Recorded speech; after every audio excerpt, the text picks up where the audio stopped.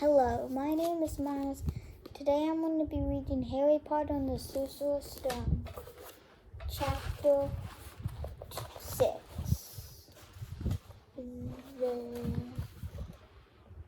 The journey from platform 9 3/4. Harry's last month with the Dursleys wasn't fun. True Dudley was now scared of Harry. He wouldn't stay in the same room. My Aunt Petunia and Uncle didn't shut Harry in his cupboard, force him to do anything, or shout at him. In fact, they didn't even speak to him enough. Harry was half terrified, half furious. They acted as though any chair with Harry in there was empty. Although this was an improvement in many ways, it did become a bit depressing after a while. Harry kept to his room with his new owl for company.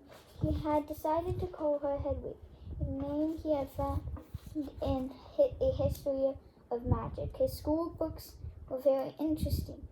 He lay on his bed reading late into the night, Hedwig swooping in and out of the open window as she pleased. It was lucky that Aunt Petunia didn't come in to vacuum anymore, because Hedwig kept bringing back dead mice. Every night before he went to sleep, Harry ticked off another day on a piece of paper he had pinned to the wall, counting down to September 1st. One day on the last day of August, he thought he'd better speak to his aunt and uncle on the getting to King Cross Station the next day. So he went down to the living room where they were watching a quiz show on the television. He cleared his throat and let them know he was there. Then they screamed and ran from the room. Uncle Vernon grunted to show he was listening. I need to be at King's Cross tomorrow to go to Hogwarts. Uncle Vernon grunted again. Would it be alright if you gave me a lift? Grunt. Harry supposed that meant yes, thank you. He was about to go back upstairs when Uncle Vernon actually spoke. Funny way to get to a wizard school. The train, magic carpets, all those punchers they have. Harry didn't say anything. What is the school anyway? I don't know, said Harry, realizing this for the first time.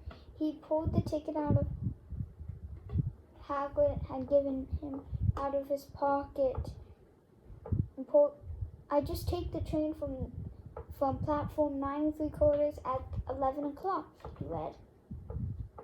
His aunt and uncle stared. Platform what? 9 3/4. Don't talk rubbish, said Uncle Vernon. There's no platform 9 3/4. It's on my ticket. Barking, said Uncle Vernon, howling mad. The lot of them. You'll see, you just wait. And all right, we'll take you to King's Cross. We're going up to London tomorrow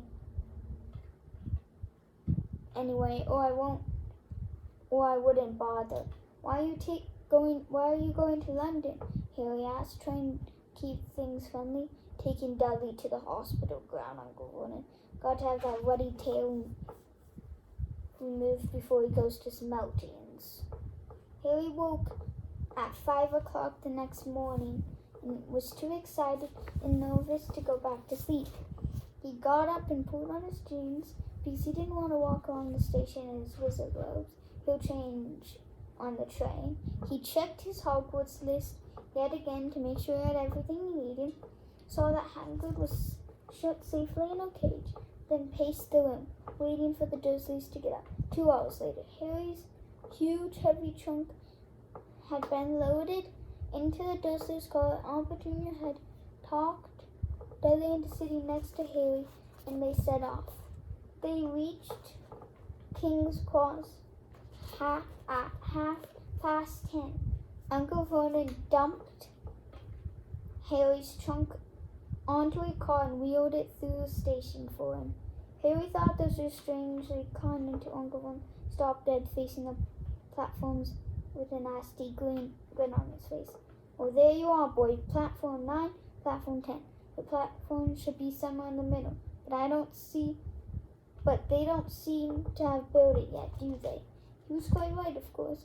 There was no big plastic number 9 over the platform and a big plastic number 10 over the one next to it.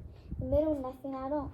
"Have a good turn," said Uncle Vernon with an even nastier smile.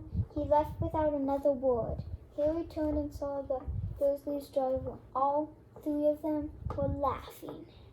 Harry's mouth went rather dry. What was he going to do? He was starting to attract a funny looks because of Hedwig. He'd have to ask someone. He stopped a passing guard, but he didn't dare mention platform 9 3/4. The guard had never heard of Hogwarts when Harry couldn't even tell him what part of the country it was in. He started to get annoyed, as though Harry was being stupid on purpose. Getting desperate, Harry asked for the train that left at 11 o'clock. The guard said there wasn't one. In the end, the guard strode away, muttering about time wasters. Harry was now trying hard not to panic. According to the large clock over the arrivals board, he had 10 minutes left to get on the train to Hogwarts, and he had no idea how to get it. He was stranded in the middle of the station with a trunk he could hardly lift and a pocket full of wizard money and a large owl. Harry must have forgotten to tell him something you had to do, like tapping the third brick on the left to get in Diagon Alley. He wondered if he should get his wand out and start tapping the ticket inspector's stand between platforms 9 and 10. At that moment, a group of people passed just behind him and he caught a few words that they were saying. "Packed with muggles, of course." Harry swung around. The speaker was a plump woman who was talking to 4 boys, all with flaming red hair, each of them pushing a trunk like Harry's in front of them, and they had an owl.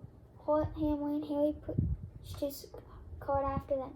They stopped, so did he, just near enough to hear what they were saying.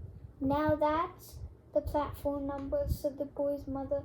9 3/4, piped the small girl, also red-headed, who was holding her hand. "Mom, can't I go?" You're not old enough, Ginny. Now be quiet." "All right, Percy, you go first." What looked like the oldest of the boys marched down toward platform 9 and 10. Harry watched, careful not to blink in case he missed it. But just as the boy reached the dividing barrier between the two platforms, a large crowd of tourists came swarming in front of him. By the time the last backpack had cleared away, the boy had vanished. "Fred, you next," the plump woman said.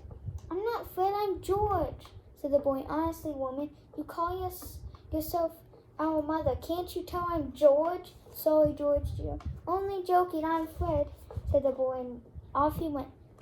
His twin called after him to hurry up, and he must have done so because a second later he had gone. But how had he done it? Now the third brother was walking briskly toward the gallery. He was almost there, and then quite suddenly he wasn't anywhere. There was nothing else for it. "Excuse me," said Harry to the plump woman. "Hello, dear," said Hagrid. She said, "First time to Hogwarts?" Ron's new too. He pointed at the last and youngest of her sons. He was tall, thin, and gangly with freckles, big hands and feet, and a long nose. "Yes," said Harry. The thing is, I don't know how to get on the platform," she said kindly, and Harry nodded. "Not to worry," she said. "All you have to do is walk straight at the barrier between platforms 9 and 10. Don't stop and don't be scared if you crash into it. That's very important. Best to do it at a bit of a run if you're nervous. Go on. Go now before long. Oh, okay, said Harry. He pushed his trolley around and stared at the barrier. It looked very solid. Harry started to walk toward it. People jostled him on the way to platforms 9 and 10. Harry walked more quickly. He was going to smash right into the barrier, and then he would be in trouble. Leaning forward on his cart, he broke to a heavy one. The barrier was coming near and near. He wouldn't be able to stop. The cart was out of control. He was a foot away. He was closed his eyes, ready for the crash. But it didn't come. He kept on running. He opened his eyes. A scarlet steam engine was waiting next to a platform packed with people. A sign overhead said the Hogwarts Express 11 o'clock. Harry looked behind him and saw a wrought iron archway where the barrier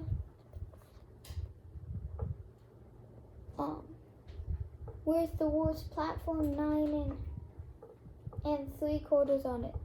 He had done it.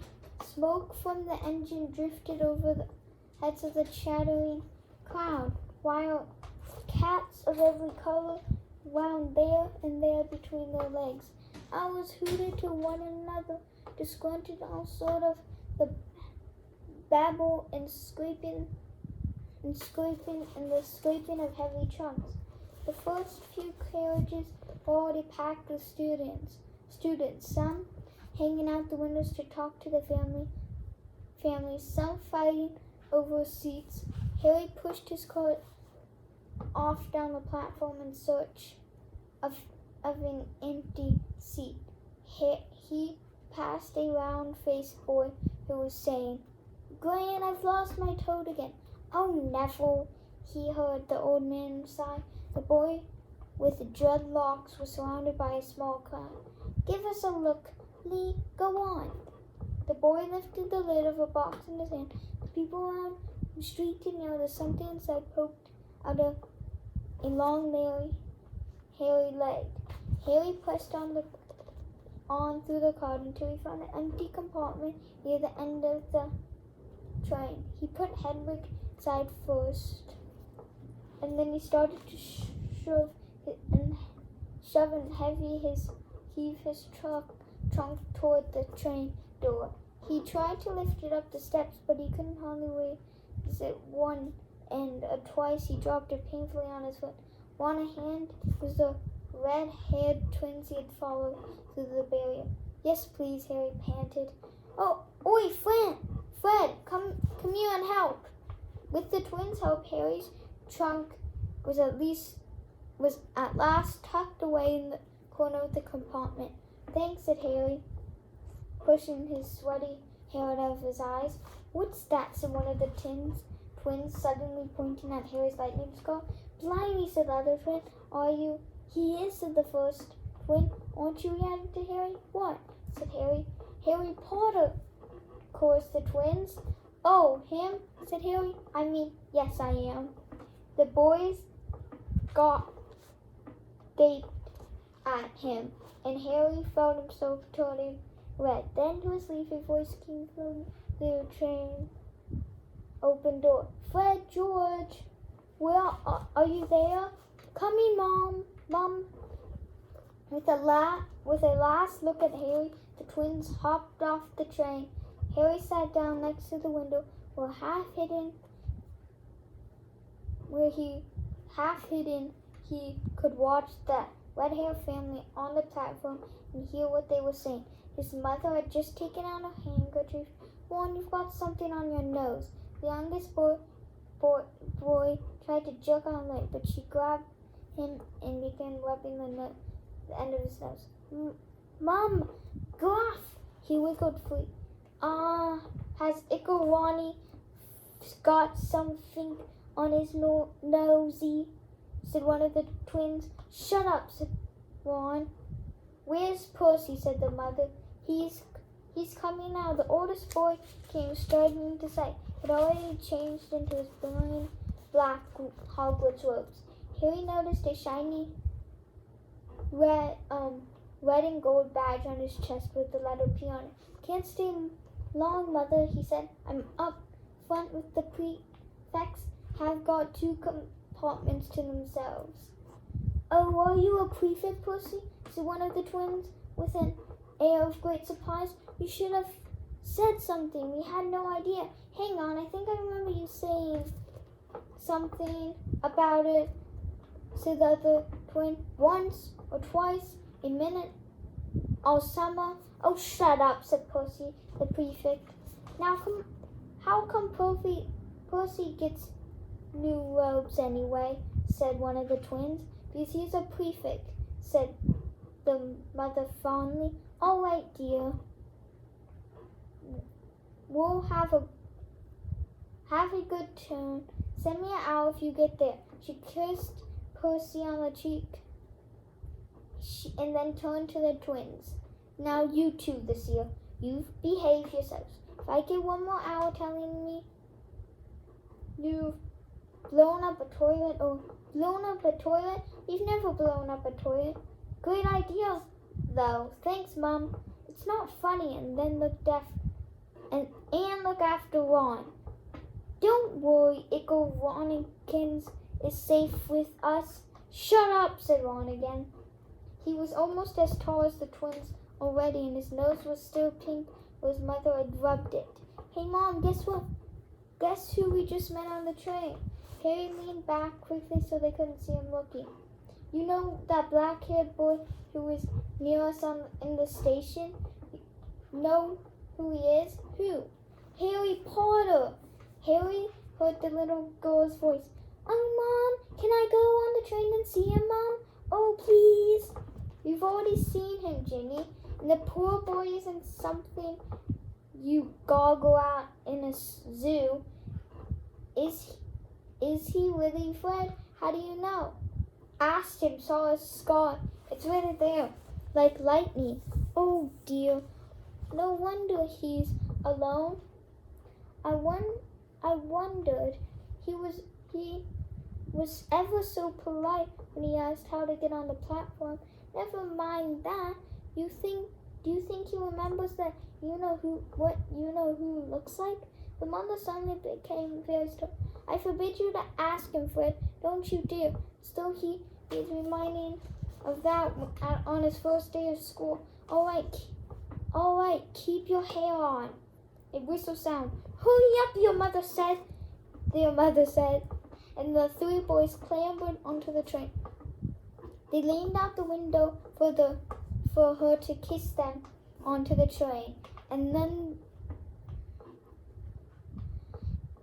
kiss them goodbye, and their youngest sister began to cry. "Don't worry, Ginny. We'll send you loads of owls. We'll send you a Hogwarts toilet seat." "George, only joking, Mum."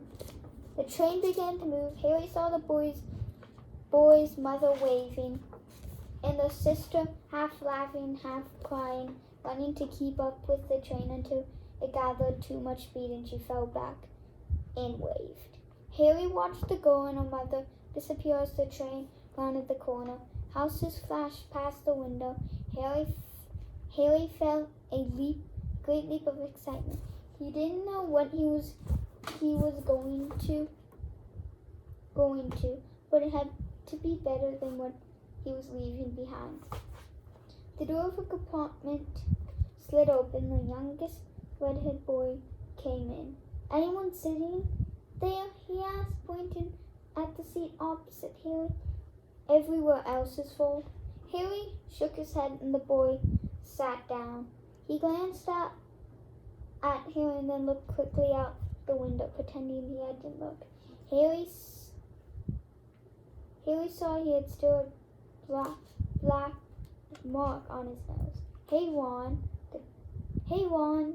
The twins were back.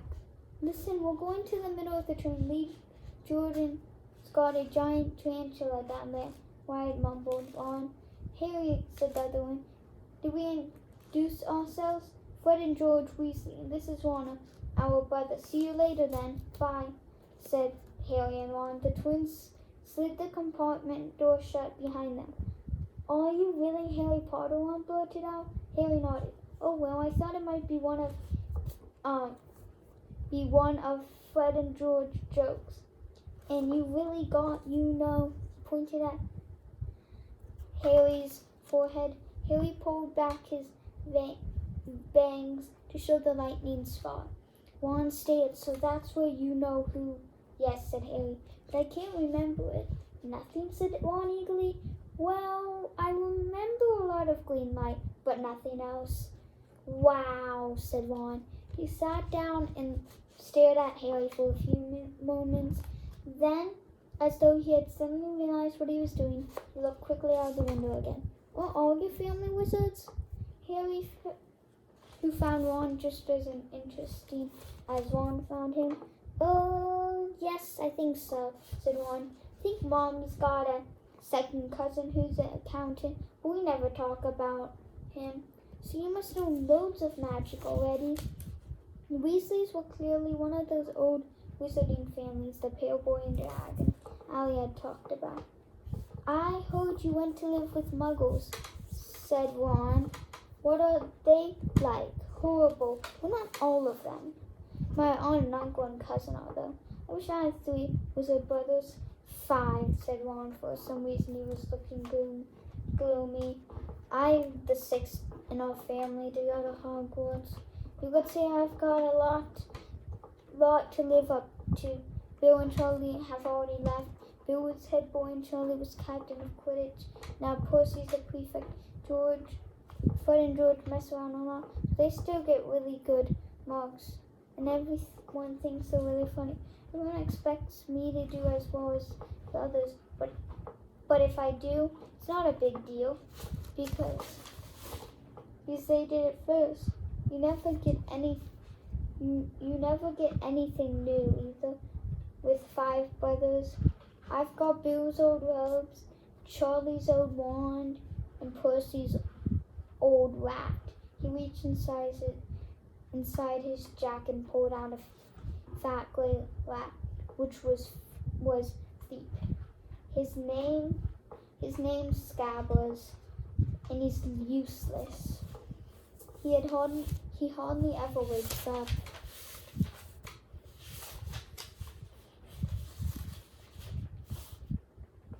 Percy's got an owl from my dad for being made a prefect.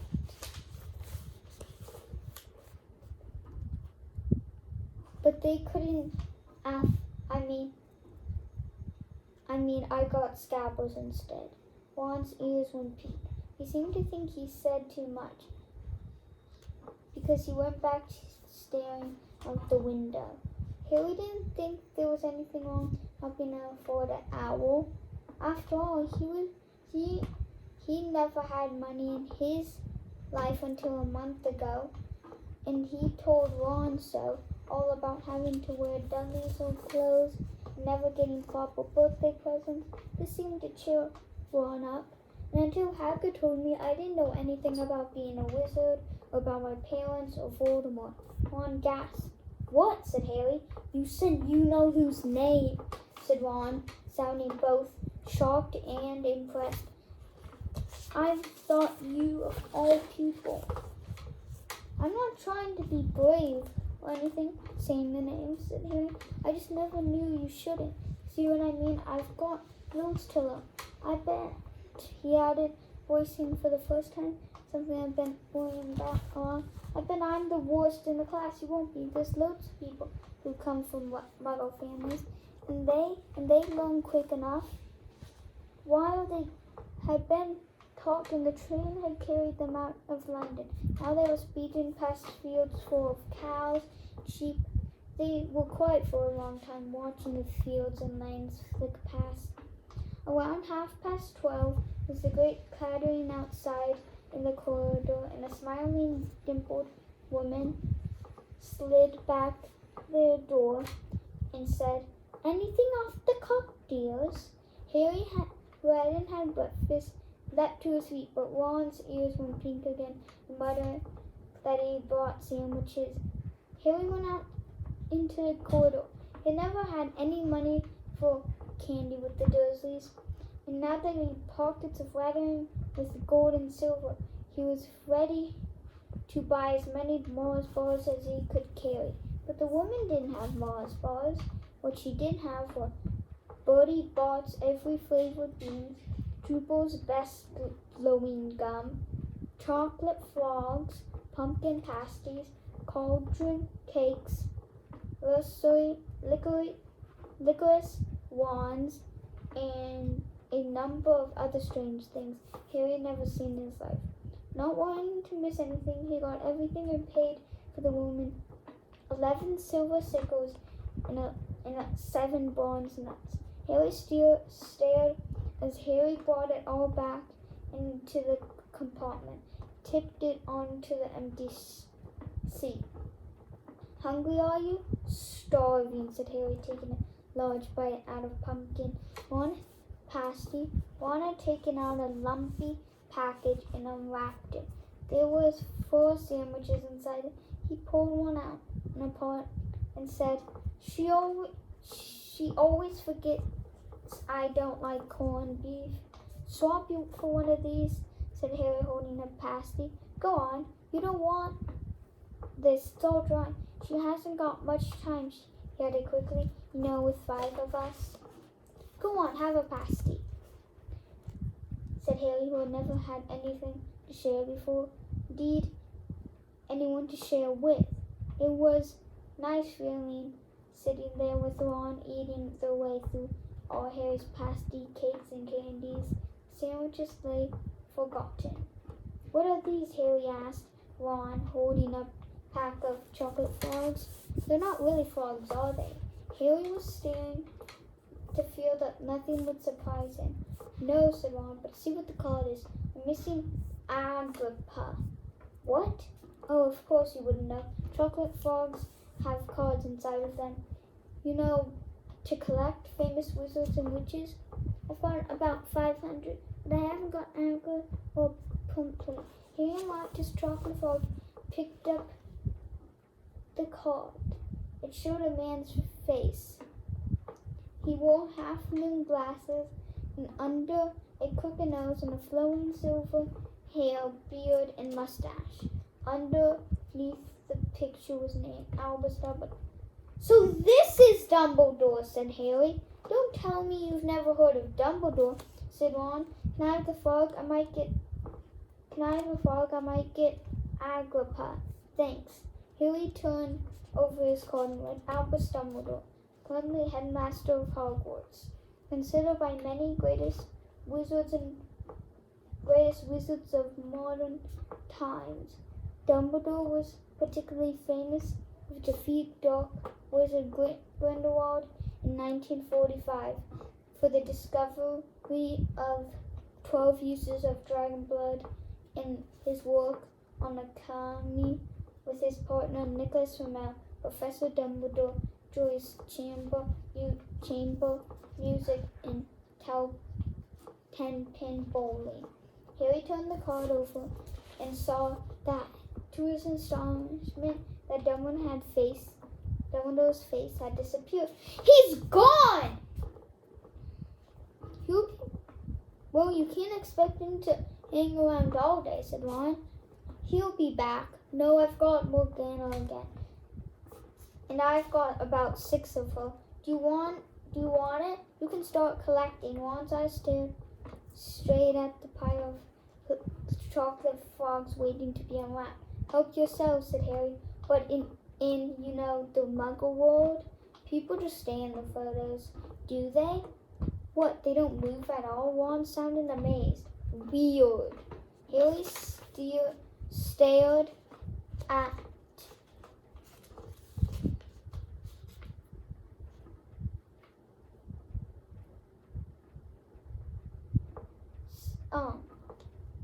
Harry stared as Dumbledore slid back into his picture and his card on his card and gave him a small smile. Ron was more interested in eating the frogs than looking at the famous witches and wizards.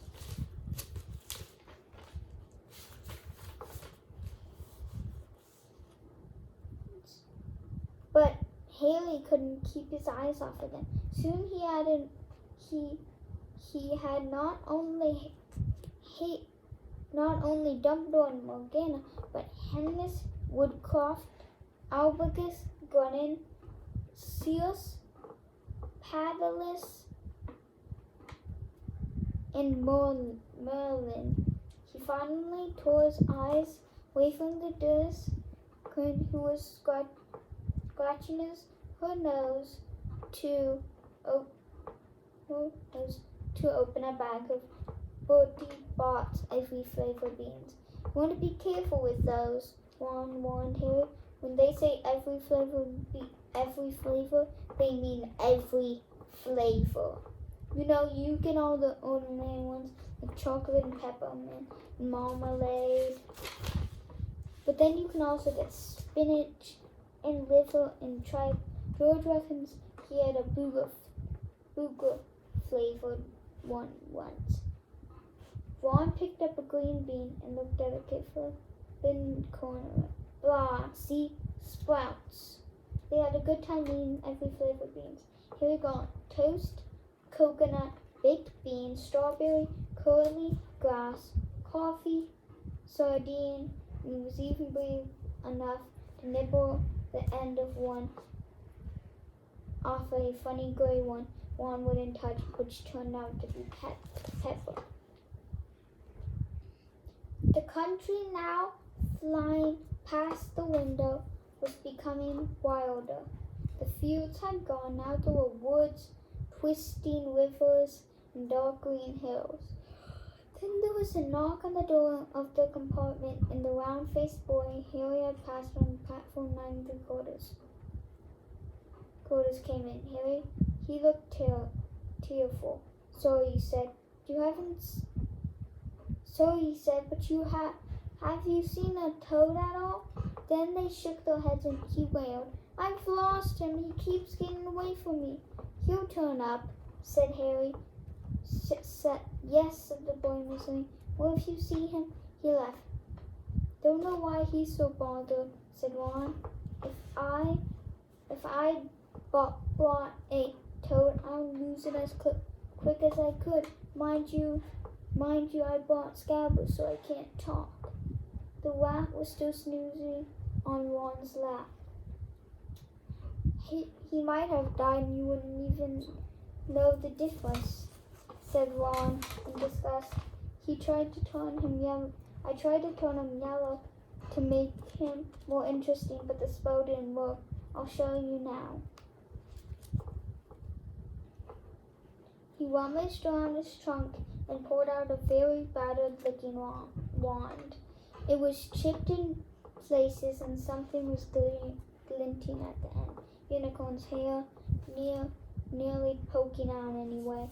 He had just raised his wand when the compartment door slid open again, and the toeless boy was back, but this time he had a girl with him. She was already wearing her new Hogwarts robes. Has anyone seen a toad?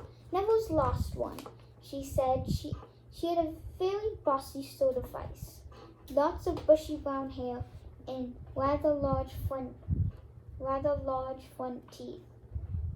We've already told him we haven't seen it, said Ron, but the girl wasn't listening. She was looking at the wand in his hand. Ooh, are you doing magic? Let's see it then. He sat down. Ron looked taken aback. All right, he cleared his throat. Sunshine daisies, buttermellow. Turn this stupid fat rat yellow. He waved his wand, but nothing happened. Scabbers stayed gray and fast asleep. Are you sure that's a real spell? Said the girl. Well, it's not very good, is it? I've tried a few simple spells just for practice, and it's all worked for me. Nobody in my family's magic at all. And it was ever such a surprise when I got my letter, but I was ever so pleased. Of course, I mean, it's the very best school of witchcraft There is. I've heard. I've learned all our course books by heart. Of course, I just hope it will be enough. I'm Hermione Granger, by the way. Who are you? She said all this very fast. Harry looked at Ron and was relieved to see by his stunned face that he hadn't learned all the course books by heart either. I'm Ron Weasley, Ron muttered. Harry Potter, said Harry. Are you really? Said Hermione. I know all about you. All, of course. I got a few extra books for background reading, and you're in modern magical history, in the rise and fall of dark arts, in the great wizarding events of 12th century. Am I? Said Harry, feeling dazed. Goodness, didn't you know? I found out everything I could if it was me, said Hermione.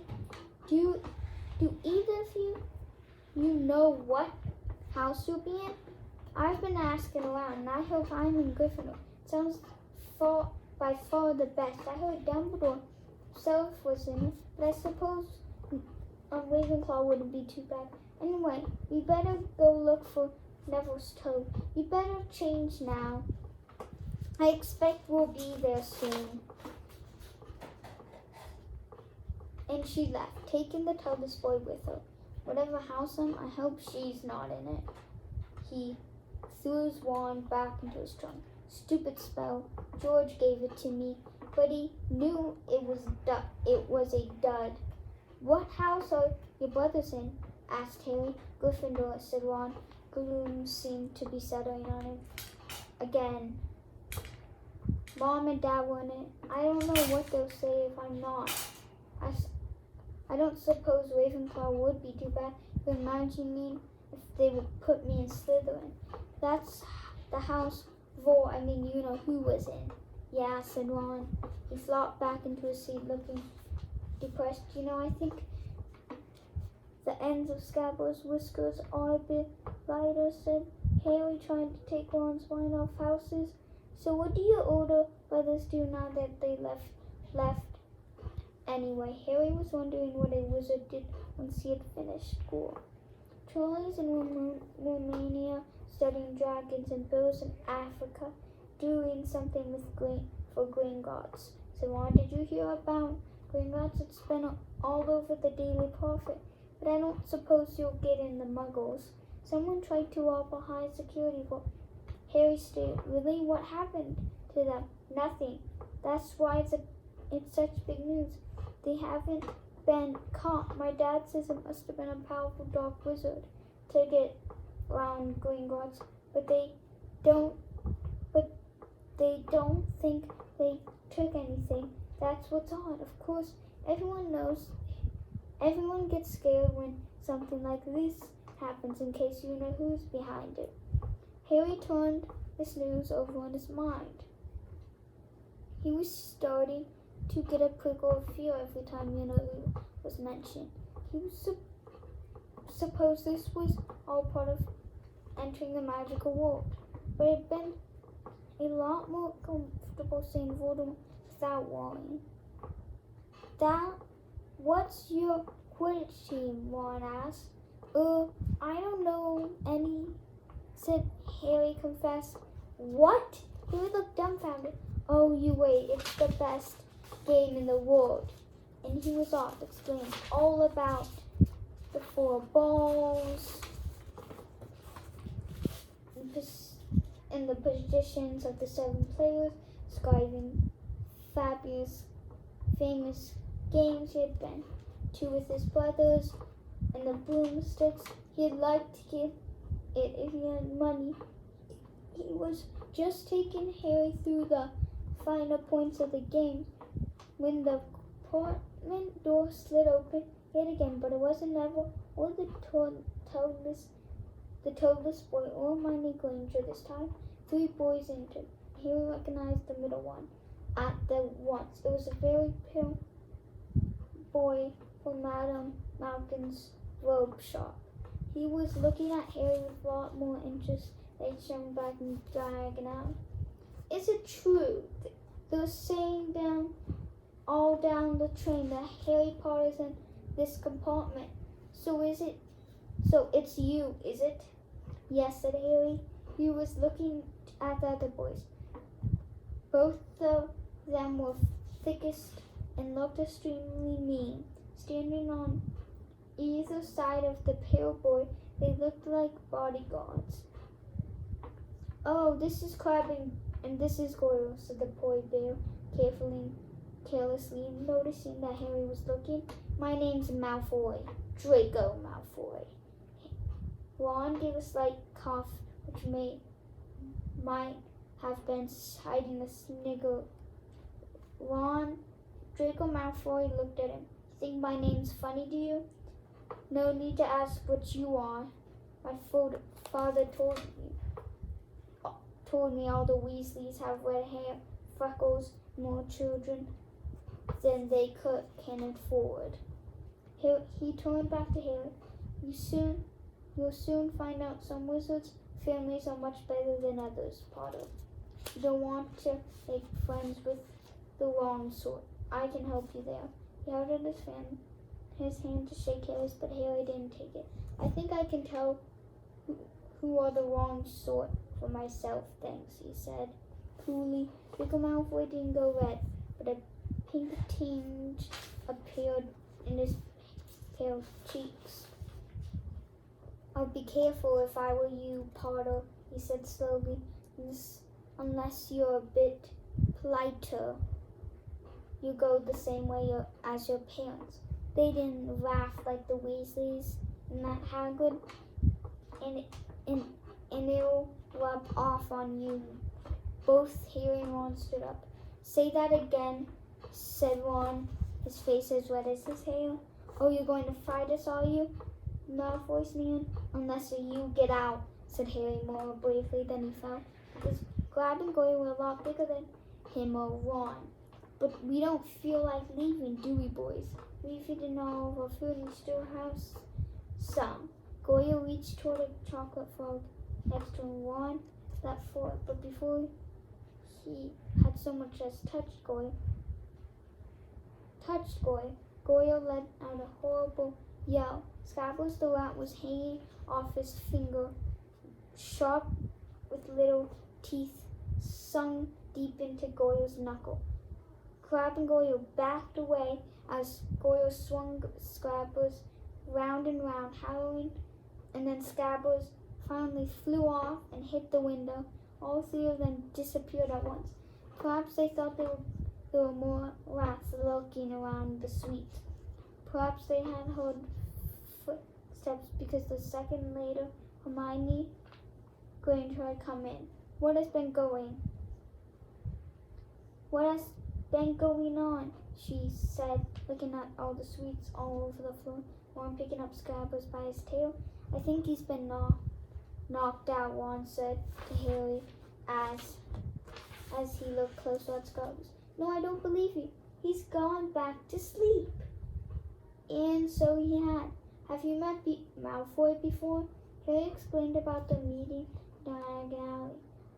I've heard of their family, and they were some of the first to come back to our side after disappeared. They said they had been witched. My dad doesn't believe it. He says the Malfoy's father didn't need an excuse to go over to the dark side. He turned to Hermione. Can we help you with something? You better hurry up and put your robes on. I've just been up to the front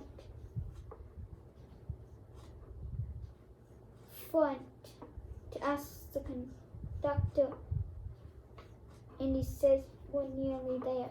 You haven't been fighting, have you? We'll be in trouble before we even get there. Scabbers has been fighting, not us, said Ron, scowling at her.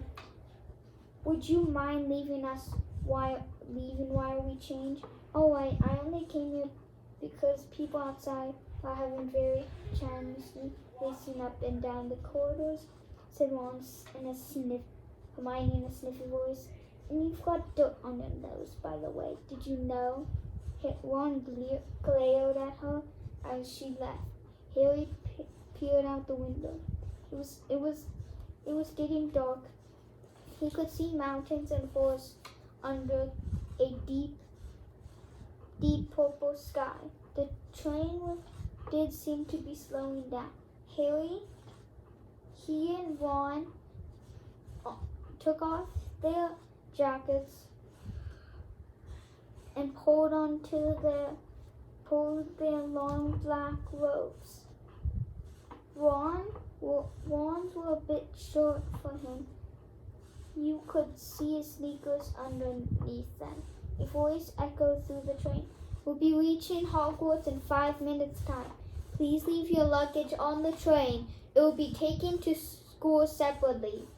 Harry's stomach lurched with nerves that one he saw looked pale under his freckles. They crammed their pockets with the last of the sweets and joined the crowd thronging the corridor. The train slowed right down and finally stopped. People rushed their way out the door and then onto the tiny dark platform. Harry shivered in the cold night air. Then a lamp came bobbing over the heads of the students, and then Harry heard a familiar voice. First years over here. All right there, Harry? Hagrid's big hairy face beamed over the sea of the heads. Come on, follow me. Any more first years? Mind your step now. First years, follow me. Slipping and stumbling, they followed Hagrid down what seemed to be a steep, narrow path. It was dark on either side of them. Harry thought there must be thick trees there. Nobody spoke much. Neville, the boy who kept losing his toes, sniffed once or twice. You'll get your first sight of Hogwarts in a sec, Hagrid called over his shoulder. Just around this bend here. There was a loud ooh. The narrow path had opened suddenly onto the edge of a great black lake, perched atop a high mountain on the other side, its windows sparkling in the staring light, was a vast castle with many turrets, towers. No more to a boat, Hagrid called, pointing to the fleet of little boats sitting in the water by shore. Harry and Ron were followed into the boat by Neville and Hermione. Everyone in, shouted Hagrid, who had his boat to himself. Right then, forward! And the fleet of boats moved off all at once, gliding across the lake, which was smooth as glass. Everyone was silent, staring up at the great castle overhead. It towered over them as they sailed nearer and nearer to the cliff on which it stood. Heads down, yelled Hagrid as the first boats reached the cliff. They had bent their heads down, and the little boats carried them through a curtain of ivy that hid a wide opening in the cliff face. They were carried along a dark tunnel which seemed to be taking them right underneath the castle until a kind of underground harbor where they clambered out onto rocks and pebbles. Oh, are you there? Is this your toad? Said Hagrid, who was checking the boats as people climbed out of them. Trevor, cried Neville, briskly holding out his hands, and then they clambered up a passageway in the rock after Hagrid's lamp. Coming out at least out at last onto smooth, damp grass, right into a shadow of the castle. He walked up a flight of stone steps and crowded the huge oak door in front of him. Everyone here, you're there, still got your toad? Hagrid raised a giant fist, knocked 3 times on the castle door. If you wanna see Harry Potter, the Sorcerer's Stone, Chapter 7, you'll have to wait for the next video.